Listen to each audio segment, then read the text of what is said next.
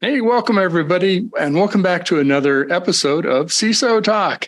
Mitch Ashley, CTO with TechStrong Group and principal with TechStrong Research, and Jennifer, JJ Manila, my co-host with the show. Jennifer, JJ, whatever I'm calling you today, welcome. It's good to be doing this with you again. How are you doing? I'm great. I think I decided earlier today that I'm going to be Diana through this day. Yes, at least till 8 o'clock at night. Nothing like mixing it up. Okay. All right, Diana. No, I'm just kidding, JJ. Hey, this is, every episode is special. This one I think is even a little extra special because of our guest and someone that you've known for a long time, Chuck Kesler. I'll let you introduce Chuck and then he can tell us a little bit more about himself. You want to just start out, JJ, with your connection with Chuck? Yeah. I've known Chuck I should think about these before we have the guests on so I can tell you exactly how long we've known each other. But I'm going to start now and rewind, and then Chuck, ask you to kind of fill in a little bit here. So right now you're the CISO at Pendo. Before that, and I think when we met through ISSA, you were the CISO at Duke Health System.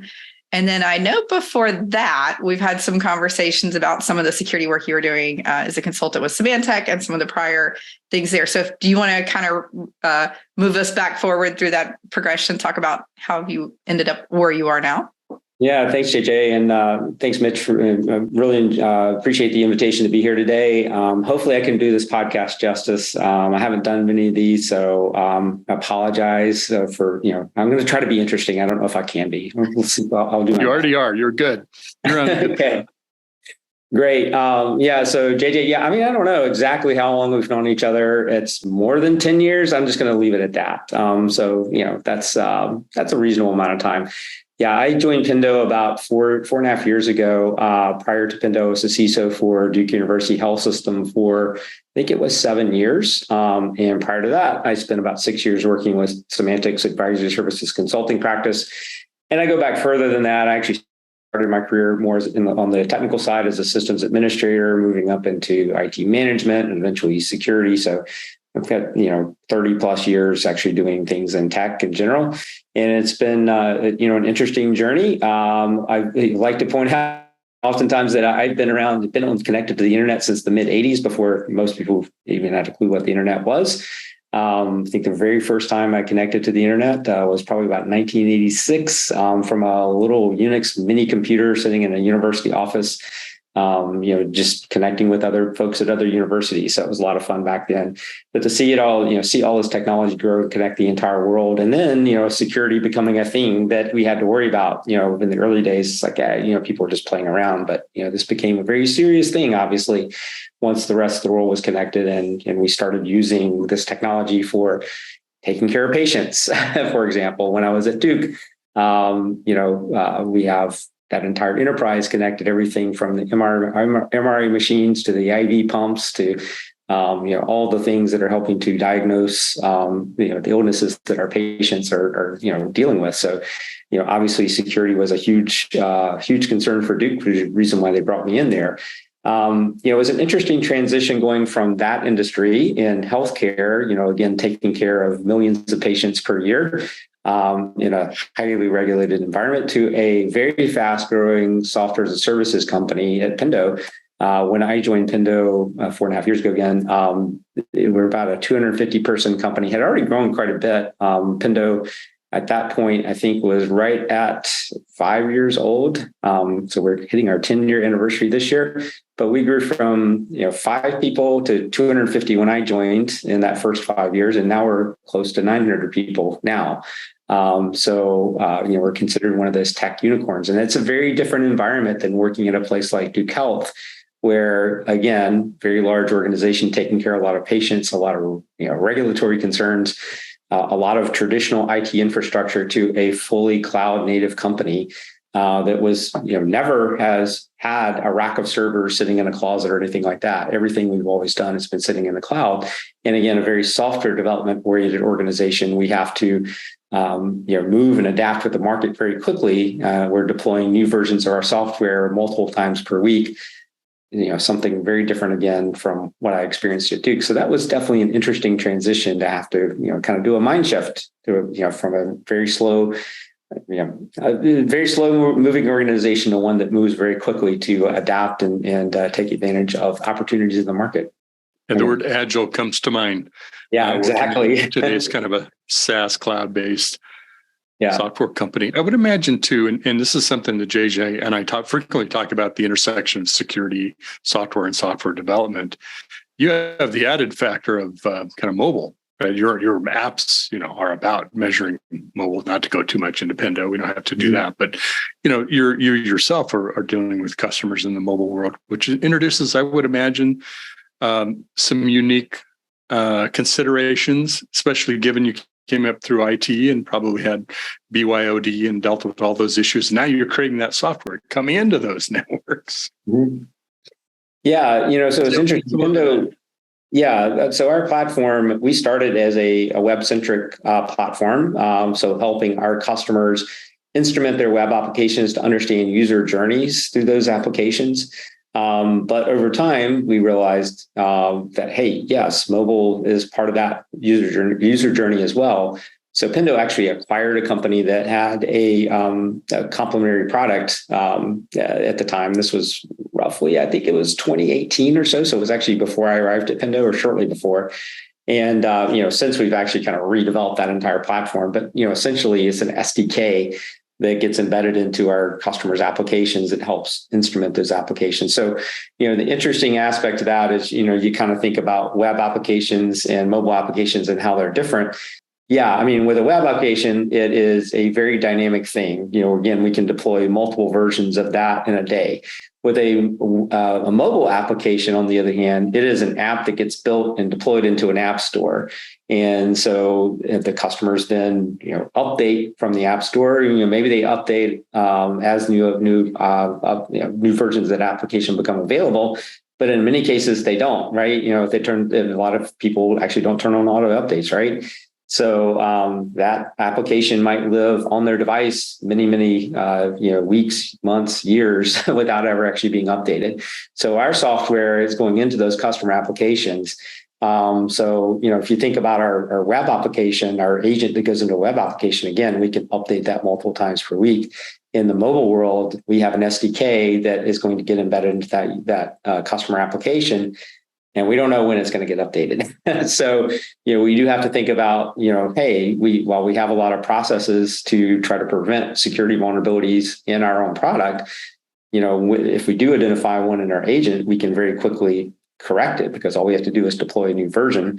With those mobile SDKs, that's a little bit more of a difficult challenge, because those applications with that embedded SDK can live on a user device for a much longer period of time. So it definitely introduces some different sets of challenges where those updates are a lot more out of your control in the hands of a consumer that may or may not actually care about updating that application. I have a couple questions. Sure. Because you did come up from a highly on-prem, heavy on-prem environment with a lot of biomedical devices. And it's not a small health system. So it was a large volume of stuff you were dealing with there. I think we made a joke about a wireless or an internet connected wheelchair at some point. And I think Chuck said, no, we actually have those. But I'm kind of curious, moving from that to someplace like Pendo that's, or any environment that's, cloud native and you don't have the on-prem infrastructure. As a CISO, what has been your transition? What's changed for you and your process in terms of like how you create or update policies, the cadence with which that might happen, and maybe who's involved in that? What all have you seen shift or stay the same? Yeah, it's a very interesting question. I mean, I actually think in many ways it simplifies the world for me, because there are a lot of things that I had to worry about from an infrastructure perspective now that are just taken care of for me. All of our services live out in the cloud. So actually, I don't care where my end users are at. They could be sitting here at the office. They could be sitting at home. They could be sitting in a coffee shop or a hotel. I have to design with the assumption that my developers could be anywhere in the world, versus, that more infrastructure centric view of the world where, okay, yes, we're going to assume everybody is on-prem and they're working in, in an office or in a hospital room or operating room or something of that nature. So again, just kind of heading down the zero trust world route here a little bit, I guess, with this part of the discussion. But, from an architectural perspective, just to say, look, I'm not going to trust that, this network that the device is connected to, just because it comes from this particular network, I'm going to trust any of it. I'm going to base that trust more on the identity, the authorization and authentication process of the user connecting to the application that sits out in the cloud. And I might look at the device that it's coming from and say, okay, is this a managed device? Yes, that's part of the equation as well. But again, in that more traditional network infrastructure world, it definitely, we had the part on the outside, soft and chewy on the inside, even though we had done a lot of work in terms of segmenting that network.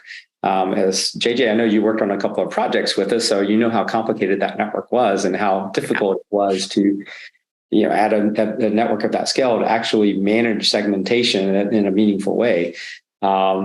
Versus just, again, assuming that, look, I have applications deployed in a public cloud that are going to be connected to, basically through that internet connection that the person is connected to. So I'm not going to trust just because you're coming from a particular IP address. I'm going to trust more on the authentication, again, the MFA obviously for everything. And then in certain cases, again, looking at device trust, is this a managed device that the connection is coming from? So for me, it's made that zero trust aspect of things was just more of a natural motion for us. I mean, it's kind of how we built the enterprise. And when I look at a company again like Pendo that grew so quickly, we were able to do that because we didn't have to invest heavily in building all this infrastructure up front.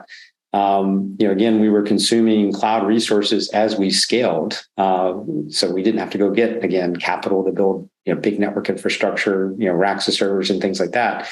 We were just paying as our customer base grew, and we gave everybody a laptop and we gave them a good network to connect to. So, it allowed us again to grow a company much more quickly that way. So, yeah, I mean, I think that if you're building a new company today, there's sort of a natural motion to go down that route versus, the more traditional way of having to build all that infrastructure like you would have in the past.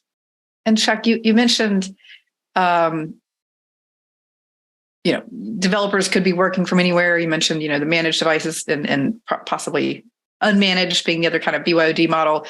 Not talking about, your current environment, but just your feelings as a CISO and throughout your history in working with organizations. How do you kind of weigh the pros and cons of BYOD models and whether you're going to let people access things from a personal device and to what degree and what things? What's your kind of like risk assessment for that look like? It really depends on the organization and the mission and the data, et cetera. I don't think there's a one size fits all answer to that. I do think you have to evaluate it in that context. But ultimately, yes, I mean, I think you have to look at it from the perspective of if you're going to allow BYOD, and there may be some cases where that's perfectly fine, being able to do some sort of posture assessment of the device to say, okay, yes, this device is at least patched reasonably well. It's not compromised. It's running, some sort of, antivirus or EDR agent or something of that nature. It meets our minimum security requirements to be connected to this application or to this network. I mean, I think that's sort of the basis for getting comfortable with a BYOD type approach. The reality is that you can't. I think it's very difficult for any organization most organizations these days, at least, to completely rule out things like connecting to email services from a personal phone. So, there's some things like that you might be a little bit more open to allowing versus connecting to a production database, again, from that personal device. So again, it's part of the risk assessment, looking at the data, looking at what might be appropriate on certain types of devices. But again, if you're going to do BYOD, I think, doing an MDM on a BYOD device, I mean, that was actually something that we did at Duke, but it was an opt-in. And if you didn't opt into doing it, we limited you to what applications you could get access to. So yes, we allowed access to email, but we did not allow access to the clinical systems, without having the MDM application or the device enrolled in MDM, so that we could, again, do that deeper posture assessment. Yeah, that makes sense.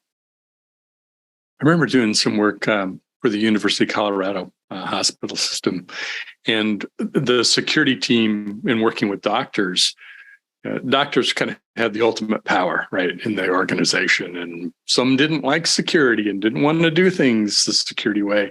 And in a way, it's not the same, but a bit of an analogy to developers, right? Developers like their own environment. They like control. They want to use the tools they want to use. They don't want your stuff getting in the way.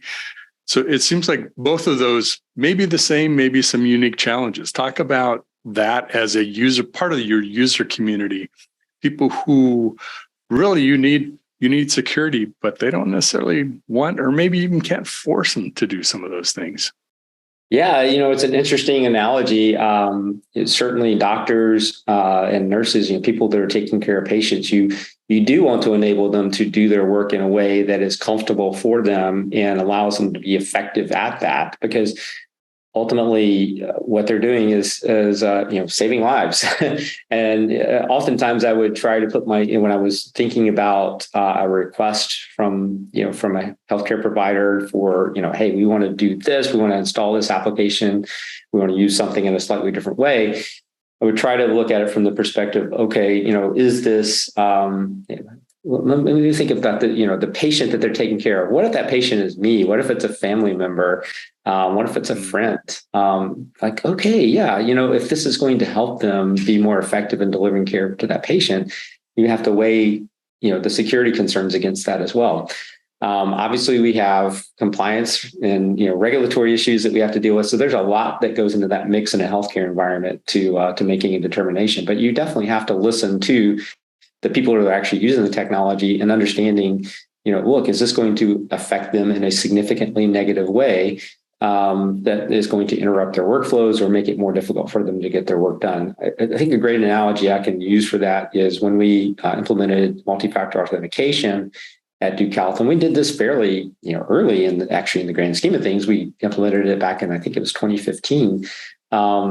We thought very heavily about, okay, what does this look like in the clinical environment? Do we want to be in a situation where doctors and nurses are having to pull out, a phone to do MFA every time they do something on the clinical workstation that they're connecting to?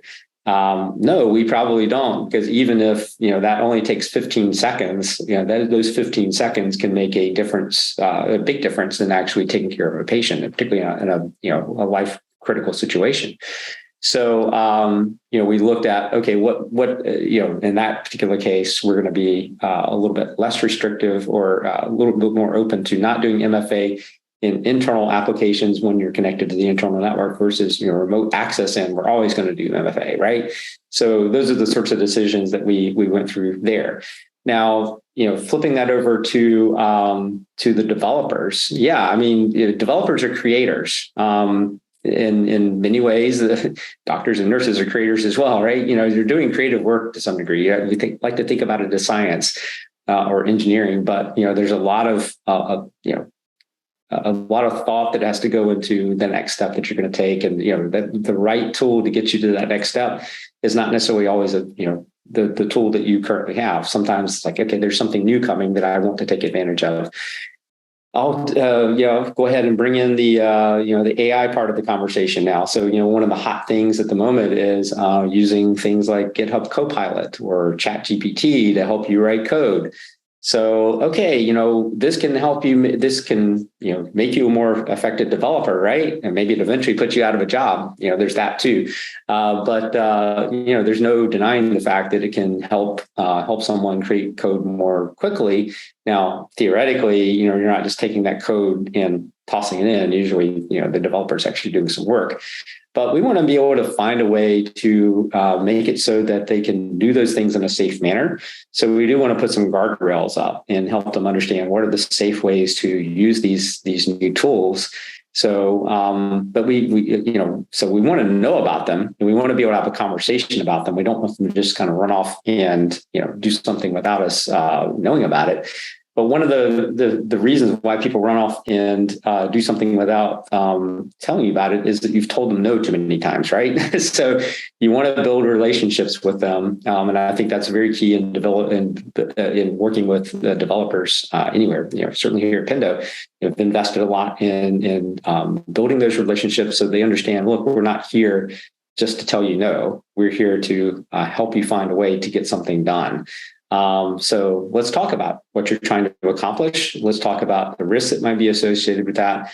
Let's see if those risks are reasonable for the business value that we're going to get out of this, and what we can do to mitigate those risks. So I've always found that if we try to go into the conversations in a constructive fashion versus just taking these stance up front that we're going to tell you no, we're going to tell you no, 5 times until you go away, but instead say, okay, we hear you. We want to talk about some risks and some ways that we can do this safely. I usually find that people are a little bit more engaged in those conversations at that point if we don't have that history of being the department of no. So Chuck, Mitch and I always like to ask the "What's bugging you?" question, and I especially think it's funny with you because you're always such a upbeat.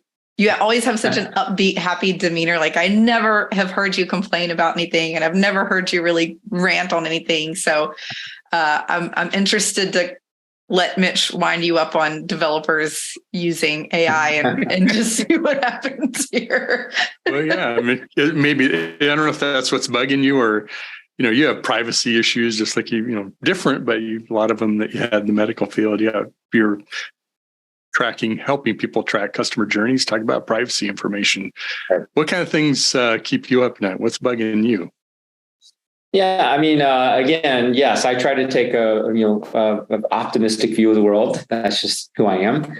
But yes, things move very quickly, and it is, there's a lot of risk out there. We may not fully understand all the risks sometimes. So I think that's an aspect of being a security leader, that you have to find your personal comfort level with hey, there's always going to be a certain number of things that are just going to be running out ahead of us, and it can be very disconcerting at times. And I think certainly looking at how quickly the world has kind of grabbed a hold of the generative AI stuff over the last few months. I mean, like everybody, I've personally played around with a little bit, and I've seen how powerful it is.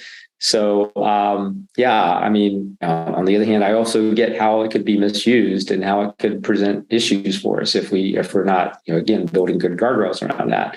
So, I mean, I would be lying if I said I wasn't worried about that.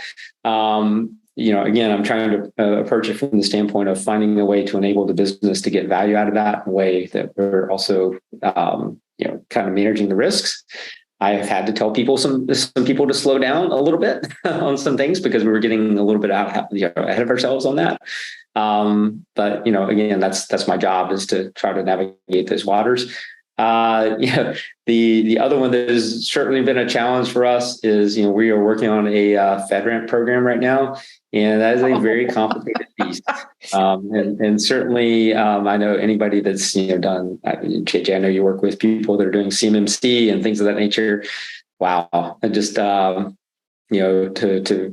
figure out exactly what the federal government is looking for is just it is a never-ending battle. The goalposts seem to be moving a lot on that. So that's definitely something that has been keeping me up at night, making me pull hair out, I guess. Fortunately, I still have reasonably full head of hair there, but that definitely has been getting me a little worked up here lately. Federal government and pulling hair out, I think, go in the same sentence quite often. Yeah. And it's one of those things where you would think, because I'm responsible for CMMC compliance with the client. And it's one of those things where you would think, with all of the jokes we have about how slow the government moves on things, that they wouldn't get halfway into something and then pivot and change it. 90 degrees and then get another 20% the way into it and then completely redo the whole thing. And so we're at like basically the third revision of something before there's even an audit committee that can certify you against it. But that's been the life we're living recently. It hasn't been fun. Chuck, I'm curious, when you, having never managed, developers or development team, when you say that, one of the key points, which makes sense to me, is, building relationships there so that you have some trust and you're not always that department of no, and you can work together for solutions. Is that something that you do as a formalized strategy, or is it just an ad hoc, gut feeling, we're going to listen to you and open door, come talk?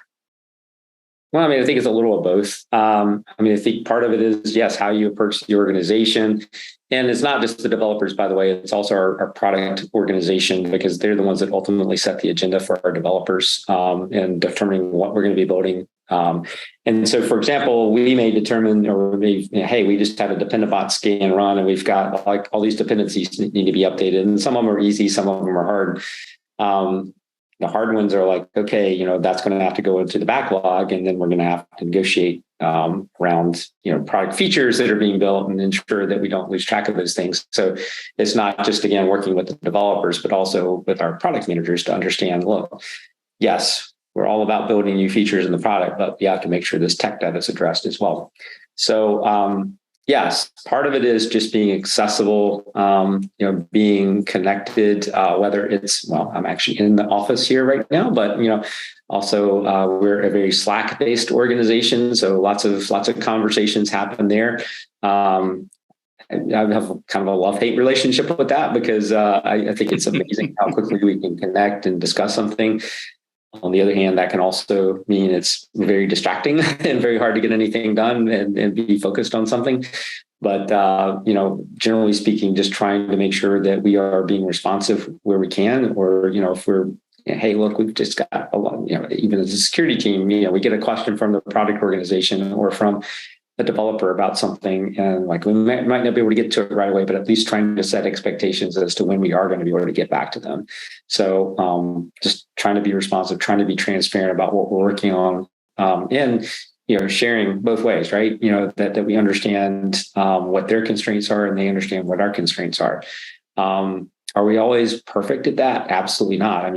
Plenty of times we could have done a better job communicating or building a particular relationship, but it's just something you have to be intentional about. And again, through a combination of sort of formal structures, I think every organization sort of develops that, that governance model, if you will, for, how you're going to, perform your business. In this case, our business is building software. And so trying to make sure that we are plugged in at the reasonable places in those processes so that security has a voice there. But at the same time, also building advocates so that people recognize, hey, maybe we need to have our security team, here for this part of the conversation. We have played around with security champions programs as a way to do that. And we actually, we had that formalized a little while back. We actually had to put it on pause because we felt like we were not investing the right resources in that. But the general idea there is to find those people that in the organization that have an interest in security and want to help us, in their particular role, help be an advocate for security by giving them some additional tools and, information that they can use. So we had that a little bit formalized in the past, had to pull it a little bit back, but we still informally use that method as well to ensure that we're, again, just taking advantage of grassroots efforts where we can in the organization. And I'm curious about, I'm sorry, JJ, go ahead. Oh, no, go ahead. I was just going to throw out there that I saw a stat on the news this morning that said post-COVID, 50% of people are returning or are being forced to return in office full time. And then there was some percentage that was in the 20s, I think high 20s, that was working remotely. And then it was like 12% that was hybrid, meaning they go into an office sometimes. And I just thought that was a weird, had you asked me to make up numbers, those are not the numbers I would have, that's drastically off from what I would have guessed is going on right now. So I just thought that was interesting. You're in an office. Mitch is actually feigning working from home today. I'm green screening working from home. Yeah. And, and on that note, I mean, we're very much a hybrid company, and we do have a very nice office space here. And but people choose to come here. We, on an average day, we probably have about 50% of our workforce that comes to the office. So it's a nice space because they like being here. They like, I like to say I come here because I like being around the other people in the organization, but we also, it's just a very nice space. It's comfortable to be in, lots of great, you can't see it from this room, but lots of nice views of downtown Raleigh. We have a terrace up on the 19th floor that's open, and as JJ knows, we have a pizza oven, all those nice amenities here as well. So and the hidden room. And the hidden room, that's right, the speakeasy. So, so at any rate, yeah, it's just a nice place to be, and I think that's where companies that this is my personal opinion, compelling people or telling people that to be in the office is one thing, but making a place where people want to be, that's really where success can come, and giving people the flexibility to decide, when is it okay to be at home versus, when you need to be in the office.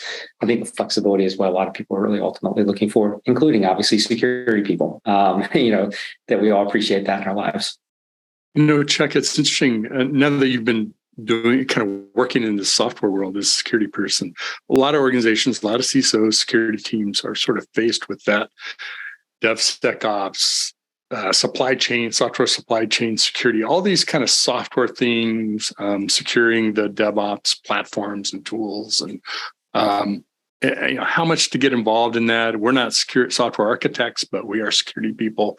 What have you learned making that transition to yourself about the kind of team that you hire? When do you get directly involved? When do you kind of be involved in touch points in the process? What have you learned doing the job you're doing right now as a CISO? Yeah, I mean, I came in here not as a software developer. I mean, I've started my career as a systems administrator, so I've written my share of shell scripts and Perl scripts. That's a very different thing than developing the type of application that Pendo is. And when I was doing that, I used to think I was really great at make files. So, for those in the audience that are old Unix sysadmins, I've heard that in a while. Yeah. Yes, but yes, but this whole Git world, I do not understand all the mechanics. I mean, I get that conceptually, I understand it, but how people actually use some of those tools, I personally don't understand.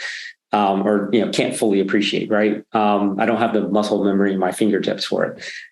Versus I still have the muscle memory for VI, right? Keep that escape button handy, right? Escape. Exactly, yeah. Oh, wow. And HJK and L. Yes. But I think learning what they do, learning how they work, and again, kind of from the same side, our cloud operations team, learning how they work. One thing that's really interesting is watching how that SRE skill set has kind of evolved in the operations side of it. So our infrastructure is also code, right? That's how we build our infrastructure. It's all code based. It goes through the same sort of change management and build processes that our actual code does, which is great from a security perspective because you're not counting on somebody there that's sort of manually clicking boxes to build this cloud environment. It's all code. So you can scan it. You can make sure it's gone through change management. You have all the audit logs, tests, et cetera, through that same sort of build process. So as a security person, understanding those things has been important, but also hiring people that if they don't necessarily have those skill sets themselves, they want to learn those things. And I think that's actually one thing as security professionals is we always have to be learning, and that those that want to go learn these new things, they absolutely can. And that's a great, one of the great things about being in a place like Pendo is that, yes, there's lots of opportunity to go learn, these cutting edge new ways of doing things. So that's actually one of the things I'm seeing that's different in the security operations team, for example. In security operations, I have 3 teams, by the way. I have security operations, a product security team, and a compliance team. So security operations in the past, which would have been very focused on more traditional, just looking at, a SIM and kind of, reacting to alerts and things like that. A lot more so, we're now actually developing our own code. We're actually building tools. We're automating things. So it's a slightly different approach, and more like that SRE in the ops world. So I think that's where our skill sets in security are evolving in that exact same direction. And I saw actually just today, Microsoft released a chat GPT tool that's for security, right? So that's all coming as well. The bottom line is all of this technology, all the ways that we're working as security professionals is evolving. And that's one of the exciting things about being in a place, that is trying to keep up with all the new technology, is that we have to, as security professionals, run after the same sorts of things, which means that we're going to have job security. We're going to know, we're actually using all those technologies that the developers are using, that the operations people are using. So it makes us more effective as security people as well. So for a security person who might not be fully up on what SRE is, how would you describe engineer tools? Sorry, yeah, great point. So that term, I think, started with Google, site reliability engineers. So again, really a heavy focus on automation. Again, automatically building environments through code, not hands-on, right? Not racking and stacking servers and installing operating systems, but writing code that defines how that tech stack is going to be built in the cloud. So, but also automating a lot of that, so that hey, if, for example, you've got load issues and you need to scale the environment up, like you automate that scale up process, or, hey, we need to scale it back down. So, those things scale up and scale down automatically. That skill set from the SRE is what kind of makes all that happen. The same token, just automating all that HA type of work, right? That's the sort of stuff that SREs are responsible for. Does that make sense? Mm-hmm. Very good. Very much so. So when it comes to tools like ChatGPT, one of the things through the various consulting engagements and clients that keeps getting asked is, should we block access to these things while you're on the corporate network or on a corporate device? And I think Chuck knows me well enough to know my answer to that is no, because they're always going to find another way to get to it, and then you just won't see it when they do. But I'm curious what you guys are doing for education around your user population with those types of tools. Is that part of your security awareness training? Is it something you're dealing with just with the product management developers, or how are you tackling that currently? Yeah, I would actually say it's become part of our security, not necessarily part of our formal security awareness training at the moment, but more so just part of various outreach efforts that are going on. So we have a biweekly town hall, and actually the next one of those is tomorrow, and that is actually going to be one of the topics that's covered in the town hall. We've covered it as a topic in some of our engineering town halls as well in the past, just to help people understand. Look, there's a process that we have to go through to vet these tools from a security, privacy, and legal perspective.